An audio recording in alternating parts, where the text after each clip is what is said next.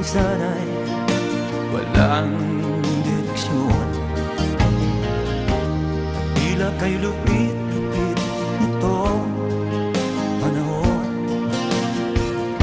Huwag kang mawawalan ng pag-asa, kailanman ay di nag-iisa.